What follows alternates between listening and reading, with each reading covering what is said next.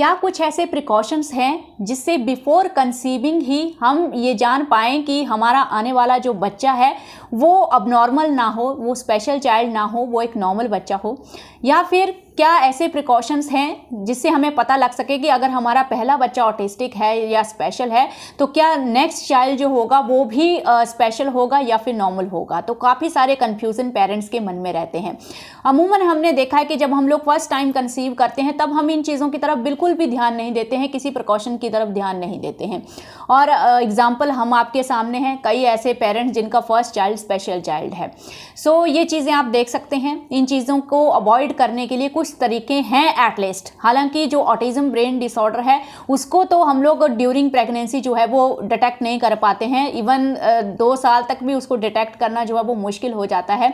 लेकिन फिर भी कुछ ऐसे प्रिकॉशंस हैं जिनको अगर आप लेंगे तो काफ़ी हद तक चीज़ें जो हैं वो कंट्रोल में रहती हैं। या फिर बर्थ डिफेक्ट्स, कई सारे ऐसे बर्थ डिफेक्ट्स जो हैं वो शुरू में ही आप उनको अवॉइड कर सकते हो, या आपको पता चल जाएगा कि आने वाले बच्चे में ये प्रॉब्लम हो सकती है ना। तो सबसे पहले तो मैं आप लोगों को डिस्क्लेमर के तौर पर ये बता देती हूँ, मेरा पर्सनल एक्सपीरियंस है। मेरा फर्स्ट चाइल्ड जो है वो स्पेशल चाइल्ड है और मैं कोई प्रोफेशनल नहीं हूँ। तो यहाँ से मैं कुछ इन्फॉर्मेशन दूंगी और उसको आप किसी गायनिक के पास जाके वहाँ पे आप जो क्वेरीज हैं वो पुट कर सकते हैं, वो आपको वहाँ पे डिटेल में इसका नॉलेज देंगे। सो चलिए बात करते हैं। सबसे पहला नंबर है फॉलिक एसिड का। सबको पता है जब प्रेगनेंसी कंफर्म होती है तो आपको फॉलिक एसिड की टैबलेट जो है वो स्टार्ट हो जाती हैं और थ्रू आउट द प्रेगनेंसी आपको वो फॉलिक एसिड की टैबलेट खानी होती है, बिकॉज फॉलिक एसिड जो है वो ब्रेन के लिए बहुत ज़्यादा इंपॉर्टेंट है। अब कुछ ऐसी मदर्स होती हैं जिनको फॉलिक एसिड की डेफिशिएंसी होती है, और अगर आपको फॉलिक एसिड की डेफिशिएंसी है और आप बिफोर प्रेगनेंसी एक्चुअली उस केस में 3 मंथ आपको फॉलिक एसिड की टैबलेट लेनी होती हैं, उसके बाद आपको कंसीव करना होता है। तो ऐसे केस में बहुत ज़्यादा चांसेस बढ़ जाते हैं अबॉर्शंस के भी और बर्थ डिफेक्ट्स के भी। तो ये चीज़ आपको ध्यान में रखनी है। बिफोर कंसीविंग आप अपना ब्लड टेस्ट करवाइए और उसमें देखिए कोई न्यूट्रिशन डेफिशिएंसी तो आपको नहीं है या फॉलिक एसिड की डेफिशिएंसी तो नहीं है। अगर डेफिशिएंसी निकल के आती है तो बिफोर कंसीविंग, याद रखिए बिफोर कंसीविंग आपको एटलीस्ट 3 मंथ वो फॉलिक एसिड के टैबलेट कंज्यूम करने हैं, उसके बाद कंसीव करना है। तो कुछ ऐसी अबनॉर्मेलिटीज़ हैं वो जो डायरेक्ट फॉलिक एसिड की डेफिशिएंसी से ही होती हैं, तो एटलीस्ट उनको आप अवॉइड कर पाएंगे। ठीक है। नेक्स्ट है कि कुछ टेस्ट रहते हैं जैसे कि क्रोमोसोम टेस्ट, जिसको हम लोग कार्योटाइप टेस्ट बोलते हैं, जिसमें क्रोमोसोम स्टडी की जाती है दोनों ही पेरेंट्स की, है ना। तो उसमें भी उस टेस्ट से भी पता चल जाता है कि आने वाले बच्चे में क्या क्या अबनॉर्मेलिटीज़ हो सकती हैं। जैसे आपको पता है डाउन सिंड्रोम जो कि एक एक्स्ट्रा क्रोमोसोम की वजह से होता है, तो उसको तो आप बिफोर कंसीविंग ही पता चल जाएगा। यानी कि एक तरह की जेनेटिक स्टडी है। अगर आपके जीन्स में कुछ प्रॉब्लम है तो उससे कुछ चीज़ें निकल के आती हैं, कुछ रिजल्ट्स निकल के आते हैं। ये आपको डिटेल में डॉक्टर्स डिटेल में आपका गायनिक आपको बताएगा। अगर आपकी फैमिली में कोई स्पेशल चाइल्ड है या ऐसा पर्सन है जिसको मेंटल डिसेबिलिटी है या कोई अबनॉर्मल पर्सन है, तो आपको इस टेस्ट के लिए ज़रूर जाना चाहिए। जैसे कि बिकॉज जो ऑटिज्म जैसे ब्रेन डिसऑर्डर हैं ये देखा गया है कि ये जेनेटिक भी होते हैं, तो इसको आप कुछ हद तक आपको पहले से पता चल जाएगा कि आने वाले बच्चे में कुछ प्रॉब्लम्स हो सकती हैं, है ना। तो इस टेस्ट से पता चल जाएगा। तो ये टेस्ट हम लोगों ने भी करवाया है और हम दोनों हस्बैंड वाइफ का ये टेस्ट जो था वो बिल्कुल नॉर्मल आया था, इसमें कोई प्रॉब्लम नहीं निकली थी। तो ये तो मैंने आपको फर्स्ट टेस्ट बताया, कार्योटाइप टेस्ट। क्रोमोसोम टेस्ट आपको ज़रूर करवाना है अगर आपका पहला बच्चा जो है वो ऑटिस्टिक है। तो ये तो हो गई क्रोमोसोम टेस्ट की बात। अब नेक्स्ट आता है फ्रेजाइल एक्स सिंड्रोम टेस्ट, जो डायरेक्टली रिलेटेड होता है इंटेलेक्चुअल डिसेबिलिटी के साथ। इसमें अगर इस टेस्ट में कुछ प्रॉब्लम आती है, ये आपका नॉर्मल नहीं आता है टेस्ट, तो हो सकता है कि आपके आने वाले बच्चे में इंटेलेक्चुअल डिसेबिलिटी हो। इंटेलेक्चुअल डिसेबिलिटी आप समझते हैं, लॉजिकल थिंकिंग, कोग्निटिव लेवल बच्चे का पुअर होगा। और अगेन ऑटिज़म में भी आप देखते हो कि ऑटिज़म के साथ भी इंटेलेक्चुअल डिसेबिलिटी जो है वो एसोसिएटेड होती है। तो यहाँ से भी ये चीज़ थोड़ा कंफर्म हो जाएगी कि आने वाले बच्चे में कोई अबनॉर्मेलिटी होगी या नहीं होगी। तो ये टेस्ट मैंने आपको बता दिए। ये तीन चीज़ें तो एटलीस्ट आपको करनी ही हैं। तो सबसे नंबर 1 फॉलिक एसिड डेफिशिएंसी का आपको चेक करना है, और दूसरा क्रोमोसोम टेस्ट, और तीसरा फ्रेजाइल एक्स सिंड्रोम टेस्ट। ठीक है। और इसमें भी एक्चुअली हम लोगों ने भी ये चीज़ फॉलो की थी, पूरा प्रोसीजर मैंने फॉलो किया हुआ है ये, जब हम लोग सोच रहे थे कि सेकंड चाइल्ड हम कंसीव करेंगे बट उसके बाद हमने अपना जो इंटेंशन था उसको बदल दिया था। बिकॉज ऑटिज़म के केस में सबसे ज़्यादा प्रॉब्लम ये हो जाती है कि ऑलमोस्ट जो मेरे गायनिक ने मुझे बताया था कि बाकी जितने भी डिसऑर्डर हैं, जैसे डाउन सिंड्रोम है या मेंटल रिटार्डेशन है, इस तरह की जो और डिसऑर्डर हैं, उनको फिर भी हम लोग ड्यूरिंग प्रेगनेंसी डिटेक्ट कर सकते हैं, लेकिन ऑटिज़म को ड्यूरिंग प्रेगनेंसी डिटेक्ट नहीं किया जा सकता है।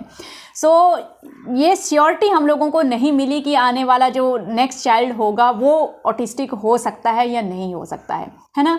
तो ये आपके ऊपर है। अगर फर्स्ट चाइल्ड आपका ऑटिस्टिक है तो ये बात आपको लेके चलनी है, मान के चलनी है कि देखो प्रिपेयर होना पड़ेगा आपको इस चीज़ के लिए, बिकॉज जो आने वाला बच्चा है वो ऑटिस्टिक हो भी सकता है और नहीं भी हो सकता है, बिकॉज ऑटिज़म को डिटेक्ट करने के लिए कोई टेस्ट नहीं है ना। हालांकि इंटेलेक्चुअल डिसेबिलिटी ये सब चीज़ों के लिए जैसे फ्रेजाइल एक्स सिंड्रोम टेस्ट है, जेनेटिक अगर आपका कुछ आता है क्रोमोसोम में, तो आपको पता है ऑटिज़म भी जेनेटिक होता है, इनहेरिटेड होता है ये, तो वहाँ से भी आपको कुछ क्ल्यू मिल जाएंगे कि आगे जाके प्रॉब्लम होगी या नहीं होगी। अब कुछ पेरेंट्स ऐसे होते हैं जो रिस्क लेते हैं, जिनको रिस्क लेना है वो रिस्क लेते हैं। हमने भी देखा है जिनका फर्स्ट चाइल्ड ऑटिस्टिक है, सेकंड उन्होंने कंसीव किया, सेकंड उनका नॉर्मल हुआ, और ऐसे भी पेरेंट्स हैं जिनका फर्स्ट चाइल्ड ऑटिस्टिक है तो दूसरा भी ऑटिस्टिक हुआ। तो ऐसी बात नहीं है कि दूसरे बच्चे ऑटिस्टिक नहीं होते हैं, तो ऐसा भी है। तो हर जगह ये एक तरह का बोलते हैं ना कि एक तरह का रिस्क है जो आपको अपने दम पे उठाना है। आपको हर चीज़ देखनी है, आपका फाइनेंशियल बैकअप देखना है, आपका रिलेशनशिप कैसा है हस्बैंड वाइफ का, इमोशनली आप कितने स्ट्रांग हो। अगर फ्यूचर में ऐसा होता भी है कि सेकंड चाइल्ड ऑटिस्टिक होता है तो क्या आप उस सिचुएशन को संभाल पाएंगे या नहीं संभाल पाएंगे। बिकॉज ये सोच के तो बिल्कुल मत चलो कि भगवान के भरोसे रहेंगे और कोई बात नहीं, हम चांस देखेंगे और देखा जाएगा आगे क्या होगा। तो इस तरह की चीज़ों को आप थोड़ा मत सोचिए, थोड़ा सा आपको माइंड में ये चीज़ लेके चलनी पड़ेगी कि इट कैन हैपन, ये हो सकता है ना। तो अब यहाँ से कई ऐसे पेरेंट्स होंगे इसी वीडियो के कमेंट्स में लिखेंगे कि ऐसा कुछ नहीं होता है, मैंने भी सेकंड चाइल्ड कंसीव किया है, मेरा भी सेकंड चाइल्ड जो है वो नॉर्मल हुआ है। तो कई सारे पेरेंट्स आपको इस तरह से मोटिवेट करेंगे, लेकिन कई वो पेरेंट्स भी इसी वीडियो के कमेंट में आपको दिख जाएंगे वो जो ये बोलेंगे कि हमने ये गलती की है, आप ये गलती मत करो। तो एक तरह से ना ये कंफ्यूजिंग हो जाता है जब आप सोशल मीडिया पे इस चीज़ के लिए जाते हो ना कि मेरा फर्स्ट चाइल्ड ऑटिस्टिक है, मुझे सेकंड चाइल्ड कंसीव करना है, लेकिन मुझे कंफ्यूजन हो रहा है कि मैं क्या करूं आगे। तो जब आप सोशल मीडिया की तरफ रुख करते हैं और वहाँ से श्योरिटी लेने की कोशिश करते हैं ना, तो आपको मिले जुले रिस्पॉन्स मिलते हैं। बिकॉज ये बात सच है, इसमें कोई दो राय नहीं है कि ये बात आपको झूठ बोली जा रही है कि फर्स्ट चाइल्ड ऑटिस्टिक है तो दूसरा नहीं होता है। बिकॉज चांसेस बढ़ जाते हैं, रिसर्च भी ये बोलती है। हालांकि दूसरा बच्चा नॉर्मल भी हो सकता है। यहीं मेरी कॉलोनी में एक बच्चा सिवियर ऑटिस्टिक है और दूसरा इतना इंटेलिजेंट और नॉर्मल है। वहीं मेरी कॉलोनी में ऐसे केसेस भी हैं जहाँ पे फर्स्ट भी ऑटिस्टिक है और दूसरा भी ऑटिस्टिक है। तो ये सब चीज़ें जब हम लोगों ने अपनी आंखों के सामने देखी तो हम इस चीज़ को समझ गए कि एक तरह का रिस्क है, और हम बिल्कुल प्रिपेयर नहीं हैं उस चीज़ के लिए कि सेकंड चाइल्ड जो है वो ऑटिस्टिक हो। बिकॉज उस केस में हम अपने पहले बच्चे को जो ऑटिस्टिक है उसको पूरा वक्त नहीं दे पाएंगे, उसको ही एक क्वालिटी लाइफ हम लोग नहीं दे पाएंगे, तो दूसरे को कैसे देंगे फिर। सो इसलिए हमने सोचा कि हम अपने पहले बच्चे को पूरा समय देंगे, उसको अपने पैरों पे खड़ा करने की कोशिश करेंगे। सो ये मेरा पर्सनल, हम हस्बैंड वाइफ का पर्सनल लुकआउट है। तो इस तरह से जब आप सेकंड चाइल्ड कंसीव करने जा रहे हैं ऑटिज़म के केस में, जब पहला ऑटिस्टिक है आपका, तो सोशल मीडिया की तरफ रुख मत करो गाइस। हस्बैंड वाइफ आप बैठिए, शांति से बैठिए और खुद में डिस्कस कीजिए और दोनों एक दूसरे को कमिट कीजिए। जो भी आप डिसीजन ले रहे हो उसमें दोनों की सहमति होनी चाहिए। अगर नहीं करना है तो भी दोनों की सहमति होनी चाहिए, और करना है तो भी दोनों की सहमति होनी चाहिए कि यस हम एक दूसरे के साथ खड़े रहेंगे। अगर नेक्स्ट टाइम भी ऐसा होता है तो हम सिचुएशन के लिए रेडी रहेंगे और हम एक दूसरे का साथ देंगे। लेकिन अगर आपके बीच में बॉन्डिंग सही नहीं है, इमोशनली आप बिल्कुल स्टेबल नहीं है, आपकी मैरिड लाइफ इतनी ज़्यादा स्टेबल नहीं है, आप उस स्ट्रेस को झेल नहीं सकते हैं, तो उस चीज़ को छोड़ दीजिए। सो टोटली ये डिसीजन आपका ही होगा गाइस। सोशल मीडिया में इस चीज़ की श्योरिटी मत ढूंढिए।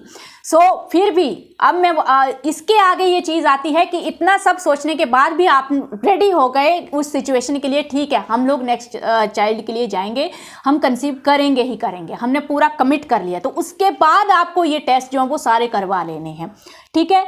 तो अगर क्रोमोसोम अबनॉर्मेलिटी आ ही जाती है तो आप बिल्कुल ही मत देखो नेक्स्ट चाइल्ड, कुछ और ऑप्शन देखो, आप अडॉप्शन भी हो सकती है। अगर ये सारे टेस्ट नॉर्मल आते हैं, कोई प्रॉब्लम नहीं आती है, तो फिर आप कर सकते हैं, जा सकते हैं उस ऑप्शन के लिए, है ना। एटलीस्ट आपको कुछ तो क्लू मिल जाएगा, उसमें कुछ तो हेल्प मिल जाएगी। तो यही सारा प्रोसीजर है। ये इसके लिए कुछ टेस्ट जो हैं वो ड्यूरिंग प्रेगनेंसी भी होते हैं, आपको पता है ड्यूरिंग प्रेगनेंसी भी कुछ टेस्ट होते हैं, कुछ दूसरे ब्रेन डिसऑर्डर को डिटेक्ट करने के लिए। तो पूरा आपको गायनिक के टच में रहना है और उसके वहाँ पे जाके आप पूरा क्वेरी ये पूछ सकते हैं, डिटेल में इंफॉर्मेशन इसके बारे में जान सकते हैं। सो आई होप ये एक्सपीरियंस आपको हेल्प करेगा और ये बिल्कुल भी नेगेटिव नहीं है। मैंने यूट्यूब पे भी ये वीडियो बनाया था, तो कई सारे पेरेंट्स इस चीज़ को बोल रहे थे कि मैं उनको डिमोटिवेट कर रही हूँ सेकंड चाइल्ड कंसीव करने के लिए, है ना। लेकिन बाद में उसी वीडियो के कमेंट्स में कई पेरेंट्स ऐसे भी निकल के आए जो ये सलाह दे रहे थे वहाँ पे कि प्लीज़ ये गलती मत करो, हमने भी ये गलती की है और हम भुगत रहे हैं, हमारा दूसरा बच्चा भी ऑटिस्टिक है। वहीं वो ऐसे पेरेंट्स भी कमेंट्स में निकल के आए जो ये बोल रहे थे कि ऐसा कुछ नहीं होता है, ये डिमोटिवेट कर रही हैं, कुछ नहीं होता है, आप भगवान का नाम लो और मेरा बच्चा भी दूसरा नॉर्मल है, आपका भी ऐसा होगा। तो वही चीज़ है, तो किसका भरोसा करोगे आप? दोनों ही चीज़ें हो रही हैं आपके सामने, दोनों ही चीज़ें हो रही हैं, तो डिसाइड आपको करना है गाइस, ये आपके ऊपर है ना। और जो जिनका पहला बच्चा ऑटिस्टिक नहीं है, कोई प्रॉब्लम नहीं है, न्यू कपल हैं, आप फर्स्ट टाइम कंसीव करने जा रहे हैं, तो एटलीस्ट आप इंश्योर करेंगे कि फॉलिक एसिड डेफिशिएंसी को हम लोग कंफर्म करेंगे कि वो है कि नहीं है, उसके लिए पहले ज़रूर जाना है। तो एटलीस्ट आगे चल के कुछ चीज़ों को आप अवॉइड कर पाएंगे, है ना। तो ये थी इन्फॉर्मेशन प्रिकॉशंस के बारे में, बर्थ डिफेक्ट्स को अवॉइड करने के लिए जो मेरे पास थी, जो मैंने आप लोगों के साथ शेयर की। सो डिटेल में आपको जानना है तो अगेन आपको अपने गायनिक को विजिट करना ही पड़ेगा guys. So thank you for watching this video.